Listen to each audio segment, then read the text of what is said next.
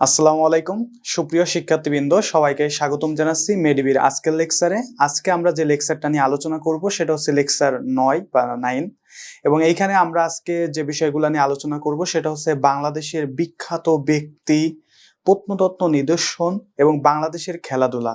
So প্রত্যেকটা আমরা মানুষ জানি যে বাংলাদেশের কিন্তু গৌরবের ইতিহাস রয়েছে, বাংলাদেশের খেলাধুলার একটা গৌরব রয়েছে, এবং সেই বাংলাদেশের সবচেয়ে ফেভারিট খেলোয়াড়, ক্রিকেট খেলা, ফুটবল খেলা, এইগুলোর সম্পর্কে আজকে আমরা আলোচনা করব। এবং নার্সিং ভর্তি পরীক্ষায় এখান থেকে কিন্তু সবসময় খেলাধুলা থেকে 1 মার্ক, বিখ্যাত ব্যক্তি থেকে 1 মার্ক এবং প্রত্নতত্ত্ব নিদর্শন এইগুলা থেকে কিন্তু সবসময় কিন্তু মার্ক কমন আসে। সো আজকে কিন্তু আমরা সেই বিষয়গুলো নিয়ে আলোচনা করব এবং আমাদের শিক্ষার্থীরা কোন বিষয়গুলো বেশি বেশি ভুল করবে, কোনগুলা বেশি বেশি জানা দরকার, কোনগুলো একবার একটু জানলেই হবে, এই বিষয়গুলো নিয়ে আমরা আজকে কথা বলবো। সো লেটস গো, আমরা আমাদের ক্লাসটা আজকে শুরু করি। আমি আপনাদের সাথে যুক্ত আছি Mohammad Nazmul Hasan Gazi, BSc nursing, Dhaka nursing college. জাতীয় মেধায় 2019 এবং 2020 শিক্ষাবর্ষে আমি জাতীয় মেধায় 36তম হয়েছিলাম এবং আমি মেডিবির একজন জিকে লেকচারার। সো আমি আপনাদের সাথে আলোচনা করব আজকের এই টপিকটা নিয়ে।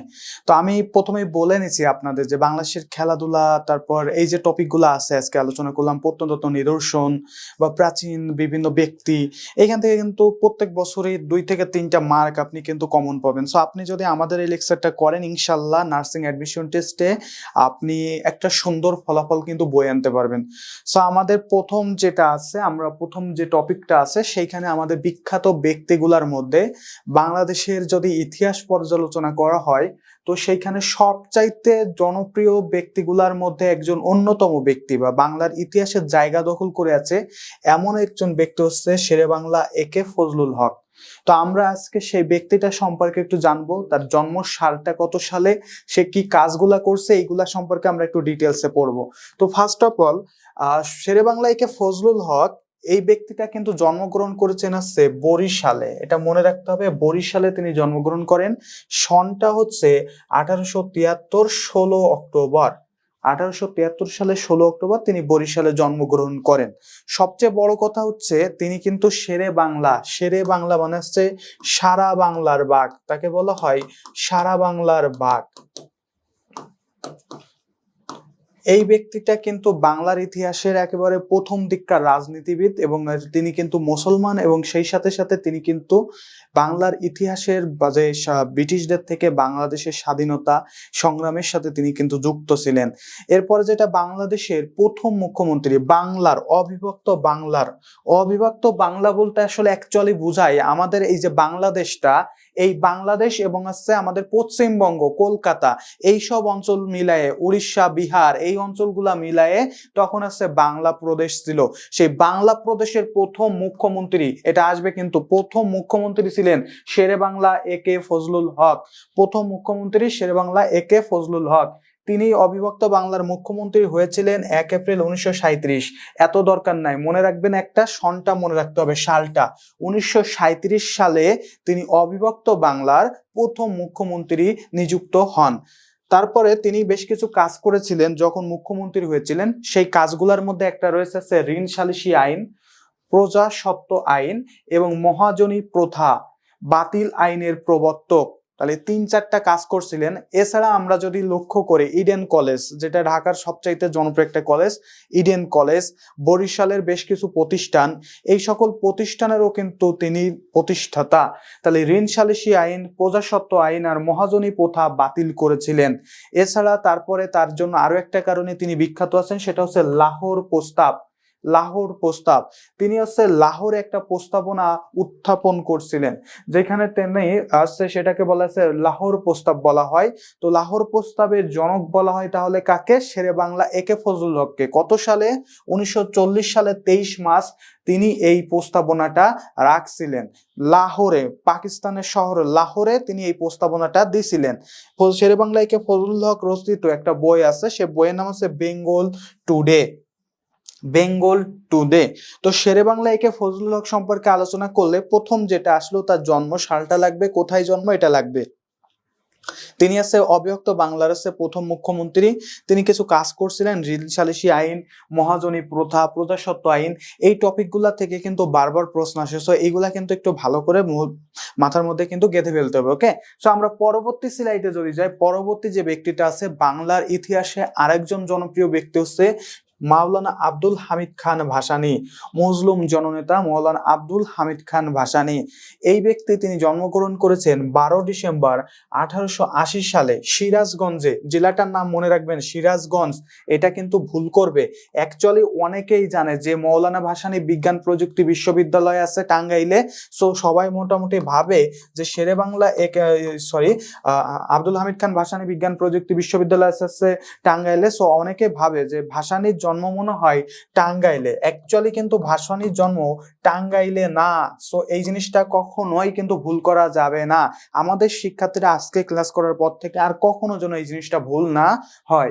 এরপরে যেটা আছে, তিনি বিখ্যাত কিন্তু আছে কৃষক নেতা হিসাবে। তিনি ছিলেন মজলুম জননেতা, অর্থাৎ তিনি আছে গরিব দুঃখী এবং কৃষকদের জন্য কাজ করতেন। লাইন প্রথা বিরোধী আন্দোলনে নেতৃত্ব দিয়েছেন এই মাওলানা আব্দুল হামিদ খান ভাসানী। লাইন বিরোধী মাওলানা আব্দুল হামিদ খান ভাসানী মানুষের কাছে পরিচালিত ছিলেন কি হিসেবে? মজলুম জননেতা হিসেবে। ভাসানীর ঐতিহাসিক একটা সম্মেলন আছে যেটাকে বলেছে কাগমারি সম্মেলন। এই কাগমারি সম্মেলনটা হয়েছিল 1957 সালে এবং এটা হয়েছিল সান্তোষ, টাঙ্গাইলের সান্তোষে। মনে রাখতে হবে এটা, টাঙ্গাইলের সান্তোষে এই সংগ্রামটা হয়েছিল। টাঙ্গাইলের সান্তোষে তিনি এই সম্মেলনটা করছিলেন। পরবর্তীতে আর একটা গুরুত্বপূর্ণ মাওলানা আব্দুল হামিদ খান ভাসানী সম্পর্কে, সেটা হলো তিনি বাংলাদেশ আওয়ামী লীগের, বর্তমান যে আওয়ামী লীগ রাজনৈতিক দল আছে এই দলের প্রতিষ্ঠাতা সভাপতি ছিলেন মাওলানা আব্দুল হামিদ খান ভাসানী। প্রতিষ্ঠাতা সভাপতি তিনি ছিলেন কে? মাওলানা আব্দুল হামিদ খান ভাসানী। আর মাওলানা আব্দুল হামিদ খান ভাসানীর নেতৃত্বে 31 জানুয়ারি 1952 সালে সর্বদলীয় রাষ্ট্রভাষা সংগ্রাম পরিষদ গঠিত হয়। এই লাইনটা দেওয়ার একটা মূল কারণ হচ্ছে বিসিএস একবার আসছে সর্বদলীয় রাষ্ট্রভাষা সংগ্রাম পরিষদ গঠিত হয়েছিল কত সালের কত তারিখে? 1952 সালের 31 জানুয়ারি। সো এই টপিকটা থেকে যদি এরকম কোনো প্রশ্ন আসে সো আপনি কিন্তু সহজে উত্তর করতে পারবেন। এরপরে আমাদের যে ব্যক্তি আছেন তিনি হচ্ছেন বাংলার ইতিহাসের আর একজন জনপ্রিয় এবং আর একজন বিখ্যাত ব্যক্তি। তিনি হচ্ছেন হোসেন শহীদ সোহরাওয়ার্দী। এই হোসেন শহীদ সোহরাওয়ার্দী এই ব্যক্তিকে অনুসরণ করত আমাদের বঙ্গবন্ধু শেখ মুজিবুর রহমান। তো হোসেন শহীদ সোহরাওয়ার্দী জন্মগ্রহণ করেছেন 1892 সালে এবং সেটা হচ্ছে তিনি কিন্তু বাংলাদেশের মাটি যেটা বলে এখানে কিন্তু জন্মগ্রহণ করেননি। তিনি জন্মগ্রহণ করেছেন পশ্চিমবঙ্গের মেদিনীপুরে। তো হোসেন শহীদ সোহরাওয়ার্দী আছে গণতন্ত্রের মানসপুত্র হিসেবে সমাধিক পরিচিত। গণতন্ত্রের মানসপুত্র, এটা কিন্তু মনে রাখতে হবে। হোসেন শহীদ সোহরাওয়ার্দীকে গণতন্ত্রের মানসপুত্র নামে তিনি কিন্তু সমাধিক পরিচিত। দ্বিতীয় আরেকটা পয়েন্ট আছে তার সম্পর্কে, সেটা হলো তিনি অবিভক্ত বাংলার শেষ মুখ্যমন্ত্রী।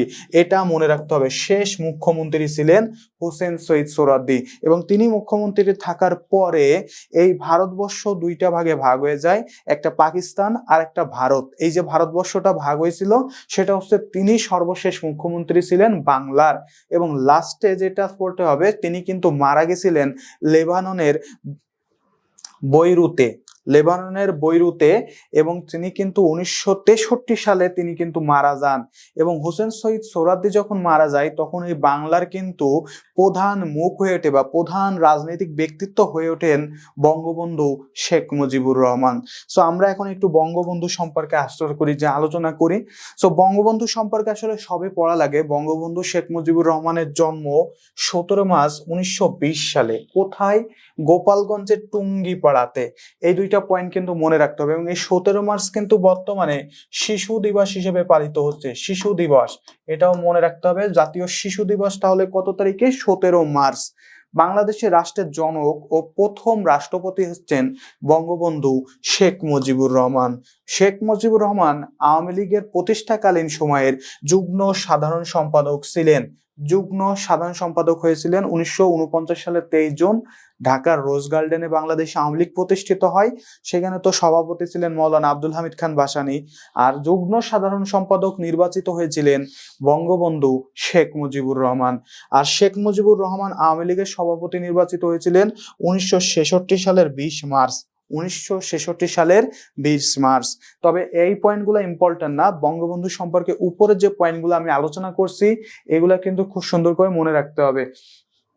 লাহোরে বঙ্গবন্ধু আরো অনেক কিছুর জন্য কিন্তু বিখ্যাত। আমরা জানি আমাদের যে স্বাধিকার আন্দোলন সেটার পিছনে কিন্তু সম্পূর্ণ কারিগরি বঙ্গবন্ধু।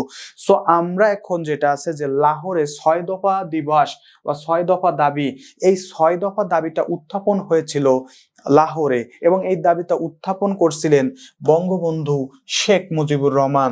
এই জন্য 6 দফা দাবির উত্থাপক বলা হয় বঙ্গবন্ধু শেখ মুজিবুর রহমানকে।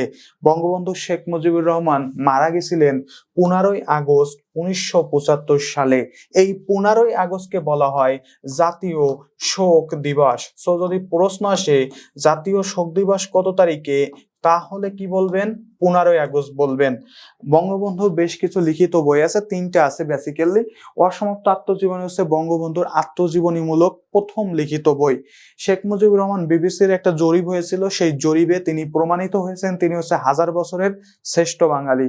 এটা তিনি নির্বাচিত হয়েছেন, সর্বকালের শ্রেষ্ঠ বাঙালি নির্বাচিত হয়েছেন বিবিসির জরিপে। এখন আমাদের আরেকজন আছে অগ্রগণ্য নায়ক বা বাংলাদেশের ইতিহাসে রাজনীতিতে, ব্যক্তির নাম হচ্ছে জিয়াউর রহমান।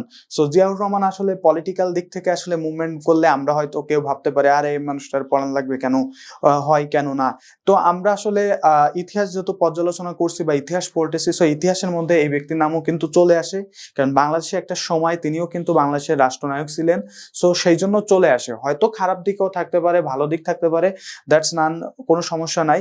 যেহেতু হচ্ছে একটা কথা বলে রাখি, এখান থেকে কোনো ধরনের প্রশ্ন আপনার আসবে না, এটা একটা কমন জিনিস। কারণ বাংলাদেশ যতদিন পর্যন্ত যেটা থাকে, যে সরকার ক্ষমতায় থাকে তাদের প্রশ্নগুলো সাধারণত আসে, তারপরেও আমরা কিন্তু পড়ে রাখবো।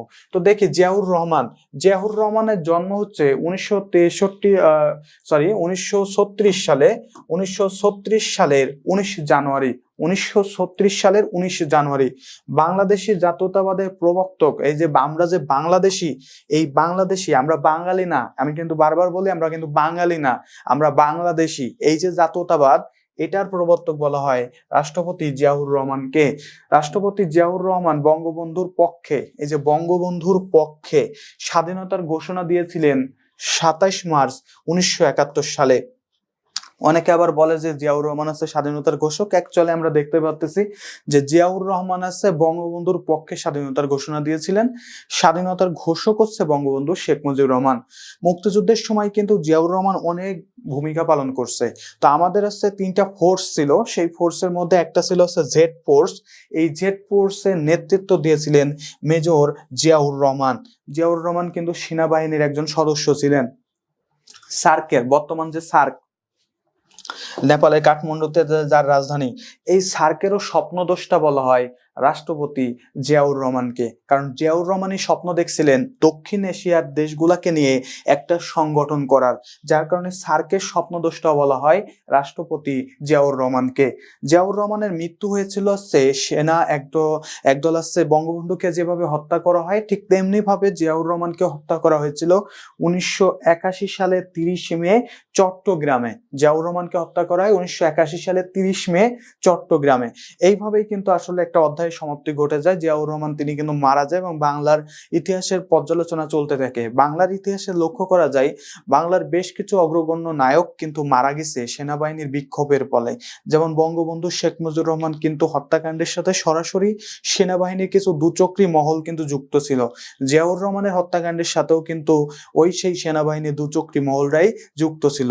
সো আমরা জিয়াউর রহমানের পরে যে ব্যক্তির নাম চলে আসে সেটা হচ্ছে বাংলার ইতিহাসের আরো গুরুত্বপূর্ণ এবং বিখ্যাত একজন ব্যক্তি, সৈয়দ নজরুল ইসলাম। এই সৈয়দ নজরুল ইসলাম তার জন্ম সালটা আপনাদের অত বেশি দরকার নাই বা দরকার হবেও না, জাস্ট পড়ার জন্য আমরা পড়তেছি, বাট দরকার নাই, বলে দিলাম। জানুয়ারি 1925 সালে তিনি জন্মগ্রহণ করেছিলেন। সৈয়দ নজরুল ইসলাম ছিলেন হচ্ছে কিশোরগঞ্জি, অর্থাৎ কিশোরগঞ্জের, তার জন্ম হয় হচ্ছে কিশোরগঞ্জে। বাংলাদেশের প্রথম উপরাষ্ট্রপতি এবং অস্থায়ী রাষ্ট্রপতি হলেন সৈয়দ নজরুল ইসলাম।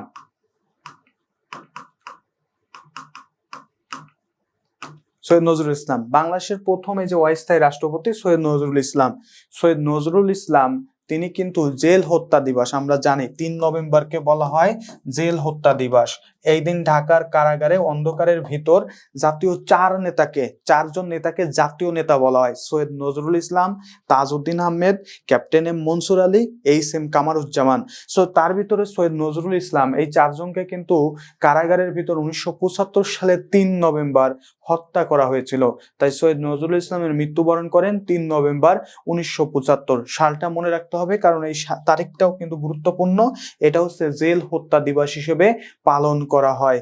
সৈয়দ নজরুল ইসলামের পরে বাংলাদেশের প্রথম প্রধানমন্ত্রী তাজউদ্দিন আহমেদের জন্ম 23 জুলাই 1925 সালে। তিনি কিন্তু গাজীপুরের ছিলেন, গাজীপুর কাপাসিয়ার। তো বাংলাদেশের প্রথম প্রধানমন্ত্রী শব্দটা যখন উল্লেখ করবে, প্রথম প্রধানমন্ত্রীর সাথে সাথে উত্তর দিবেন তিনি হচ্ছেন তাজউদ্দিন আহমেদ।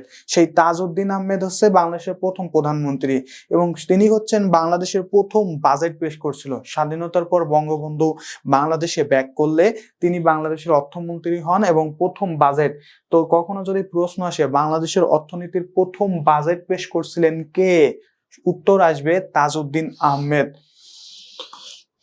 সো এরপরে যে ব্যক্তি আছে সেটা হচ্ছে captain M Mansur Ali. Captain M Mansur আলীর জন্মগ্রহণ হচ্ছে 1919 সালে সিরাজগঞ্জে। 1919 সালে সিরাজগঞ্জে তিনি হচ্ছে মুজিবনগর সরকারের অর্থমন্ত্রী নিযুক্ত হয়েছিলেন বা অর্থমন্ত্রী পদে অধিষ্ঠিত হয়েছিলেন।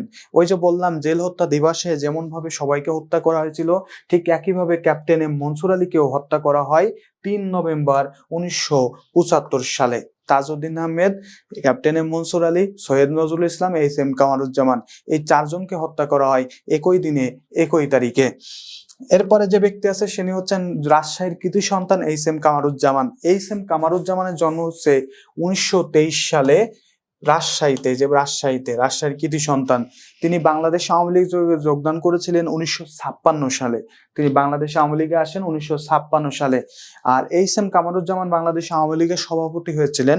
সভাপতি আসলে চেঞ্জ হয়েছিল এবং হয়েছিলেন তিনি 1974 সালে।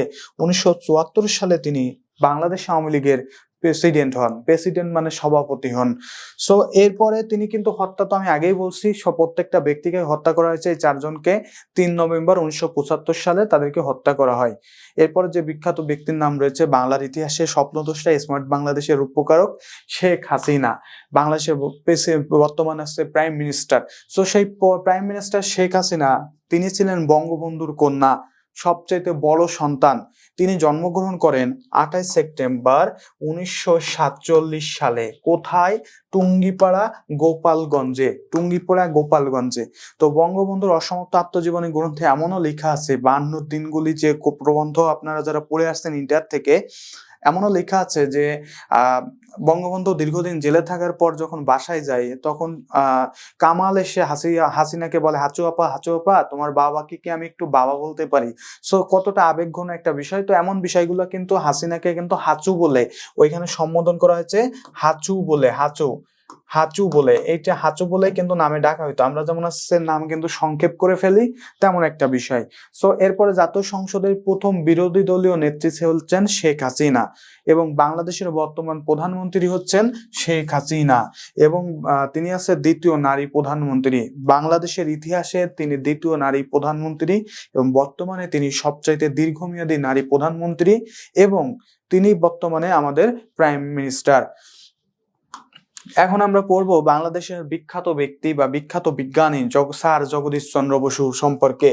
স্যার জগদীশ চন্দ্র বসু এই ব্যক্তিটা কিন্তু জন্মগ্রহণ করছিলেন আছে মুন্সিগঞ্জে, যেটার নাম হচ্ছে বিক্রমপুর।